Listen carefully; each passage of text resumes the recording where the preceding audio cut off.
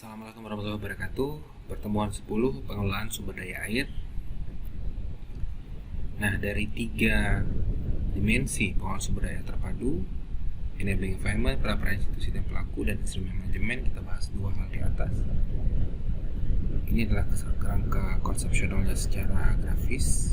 Ini nomor 1, nomor 2, dan nomor 3.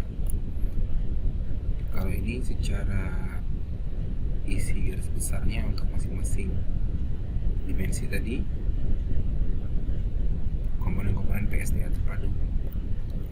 Dan kita bahas tentang enabling environment. Itu adalah suatu pengkondisian yang memungkinkan suatu hal terjadi. Jadi dalam hal pengelolaan sumber daya air, ini bisa berarti hal-hal utama atau substansi pokok yang membuat pengelolaan dilakukan dengan cara-cara, strategi, dan langkah-langkah ideal yang tepat sehingga tercapai tujuan pengelolaan yang optimal. Ini perlu kebijakan, perlu kerangka kerja, dan finansial. Kebijakan dasar untuk pengelolaan air adalah Undang-Undang Nomor 7 tahun 2004. Sumber daya air sudah dibatalkan oleh MK pada tahun 2015. Sekarang kembali ke Undang-Undang Pangeran tahun 74. Dan ini lupa saya tambahkan kalau sudah ada undang-undang baru tentang SDA di tahun 2019. Oke. Di luar kebijakan sumber daya air tersebut, perlu juga yang berkaitan kebijakan tata ruang, tentang lingkungan, otonomi daerah, infrastruktur, dan lain-lain. Untuk mengakomodir kebijakan di luar sumber daya air dan kebijakan tentang sumber daya air, itu perlu koordinasi antar departemen, Badan Tertinggi untuk Pengelolaan Sumber Daya Air Nasional, Badan Koordinasi Tingkat Wilayah, Badan Koordinasi Tingkat DAS, dan Tim Koordinasi Tingkat Lokal atau Regional.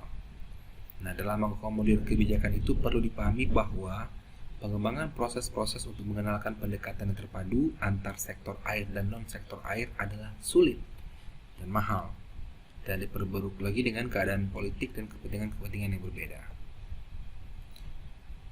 Dan untuk mewujudkan kebijakan pengelolaan sumber daya air, jadi ada visi dan misi pengelolaan sumber daya air. Ya, visi nasionalnya adalah pengembangan dan pengelolaan air, tanah, dan sumber daya terkait yang berkelanjutan dan berwawasan lingkungan untuk kesejahteraan rakyat. Kalau misi nasionalnya adalah yang pertama, konservasi sumber daya air, pemanfaatan air yang tepat, adil, efisien, efektif, jaminan ketersediaan air untuk kebutuhan pokok sehari-hari dan pertanian rakyat, kemudian pengelolaan bencana terpadu yang terkait dengan air. Itu ada 4 misi.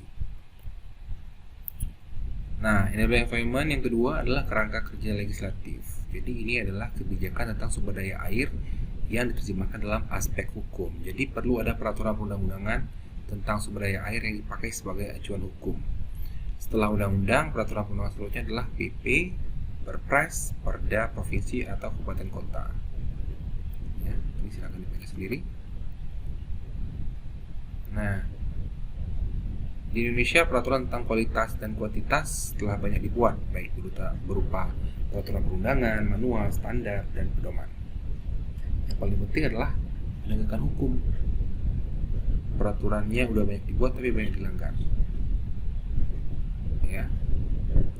Perlu dibuat juga kebijakan mempertahankan kawasan hijau terbuka di daerah hulu dalam bentuk peraturan, terutama daerah yang cukup besar. Sebenarnya sudah ada ya untuk ruang terbuka hijau, tapi ini mungkin bisa lebih fokus ke dalam kawasan terbuka hijau di daerah hulu dalam bentuk peraturan, terutama daerah dengan ketinggian yang cukup besar. Nah, faktor ketiga dari enabling environment adalah finansial. Jadi pembangunan selalu butuh biaya. Setelah infrastruktur selesai, jadi butuh biaya untuk operasional dan pemeliharaan supaya dapat berfungsi sesuai dengan umur bangunan.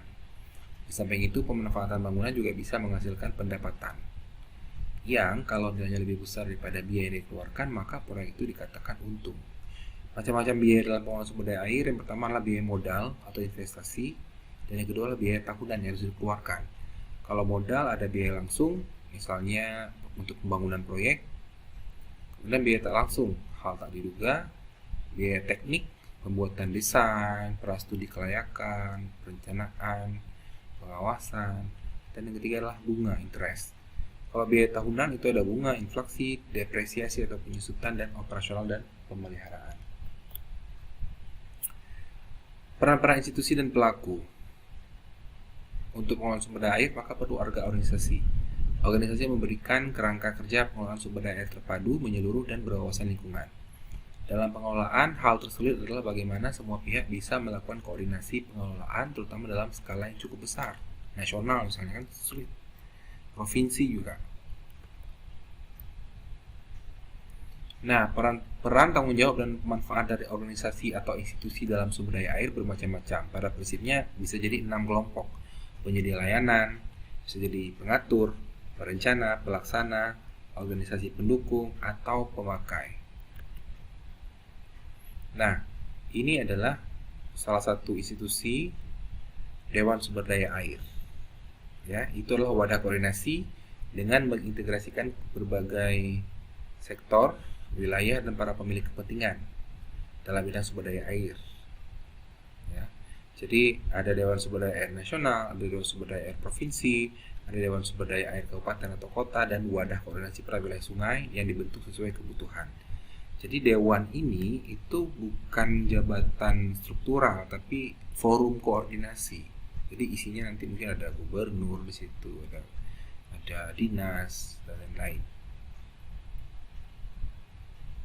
Hubungan kerja antar wadah koordinasi tingkat nasional, provinsi, kabupaten, kota, dan wilayah sungai bersifat konsultatif dan koordinatif. Jadi untuk semacam forum lah ya, memang untuk berbagi, sharing, untuk memecahkan masalah-masalah yang terjadi.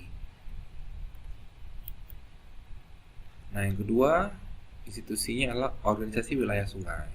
Jadi bentuk dan peran organisasi wilayah sungai dapat sangat berhubungan dengan konteks sejarah dan sosial.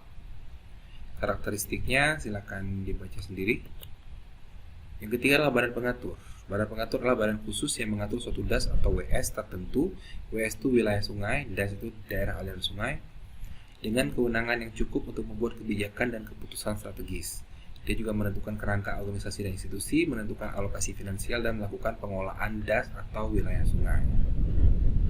Ya, badan ini dapat didirikan dibiayai oleh pemerintah.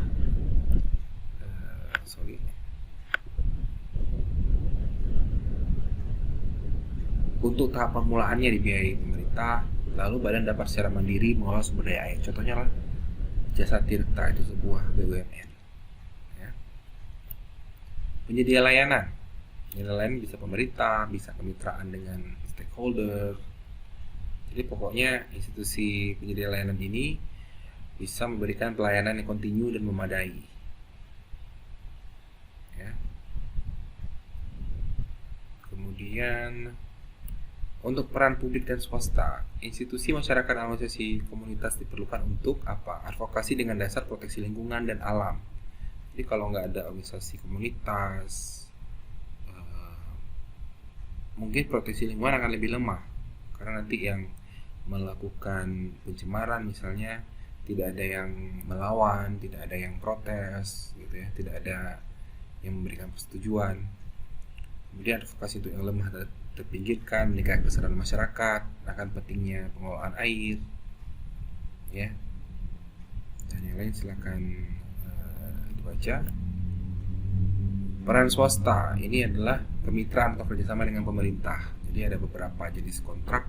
Ada kontrak pelayanan, berarti dia hanya di bagian pelayanannya. Ada kontrak kelola, hanya di manajemennya. Kontrak sewa, ada kontrak bangun. Kontrak bangun juga terbagi beberapa: bangun, kelola, alih milik. Jadi mungkin yang swasta pertama bangun, kemudian swasta kelola, kemudian yang terakhir swasta tersebut mengalih milikkan suatu proyek tersebut kepada pemerintah. Atau bisa juga bangun langsung alih milik, bangun alih milik baru dikelola oleh swasta, tapi miliknya sudah milik BUMN, milik pemerintah. Bangun sewa alih milik, bangun milik dan kelola.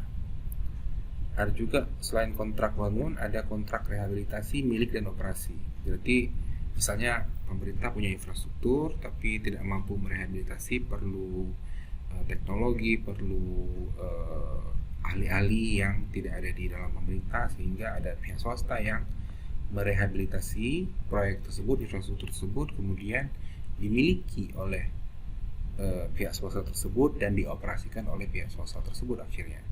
Ada juga yang rehabilitasi, kelola, dan alih milik. Jadi setelah direhabilitasi dikelola dulu oleh swasta sampai stabil, baru dialih milikkan kepada pemerintah dan yang lain-lain. Nah, dalam peran-peran institusi dan pelaku juga perlu institutional capacity building. Ini adalah semua usaha dan upaya melatih, mendidik, mengajar, dan mengembangkan kemampuan dan kecakapan sumber daya manusia pada semua stakeholders yang terkait, sehingga penampilan di sini maksudnya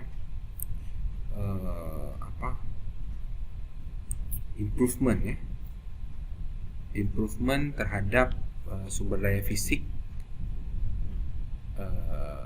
baik secara fisik atau mental, itu meningkat. Tujuannya buat apa? Sumber daya manusia lebih efektif dan efisien menjadi bidangnya.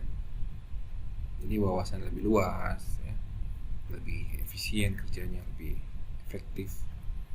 Capacity building ini misalnya dalam bidang kemampuan berperan serta dalam pemberdayaan. Kemudian untuk mengelola kapasitas pengelolaan sumber daya air terpadu profesi keairan, kapasitas pengaturan, berbagi ilmu pengetahuan, misalnya melakukan program latihan bersama, lokakarya, seminar, study tour, konferensi, dan lain-lain. Terima kasih, sampai jumpa di pertemuan berikutnya. Assalamualaikum.